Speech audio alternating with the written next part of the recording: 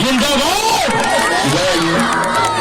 आप लोगों के लिए कहना चाहूंगा दोस्तों कि भारत का तिरंगा दर्शाना महात्मा गांधी के दिल का जान है, क्योंकि मजाल का भी झंडा हिला दे ये आजमगढ़ का पहचान है दोस्तों। आइए नहीं सुनो गाना मत लगिए। डीडीसी लंदन क्या नाम आपका? हम भूल जा रहा हूँ ना प्लीज। साहिदा की एक बात जोरदार तो हरियाणा की धरती से आएंगे दोस्तों, लेकिन कहना चाहूंगा मेरी आवाज कट रही है बिट्टू, तो अच्छा नहीं होगा ना, बताओ कैसा उठाओ।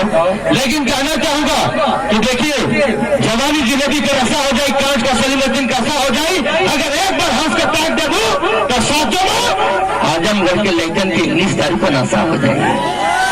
बहुत ही दूसरा धन्यवाद मैं चाहूंगा कि आज इतना खुशी दोस्तों तमाम इतना ताए माता बहनों जी, आप देखिए कैसे भोज का काम संपूर्ण हो रहा है। मैं चाहूंगा कि हम लोगों को भी ख्याल करेंगे।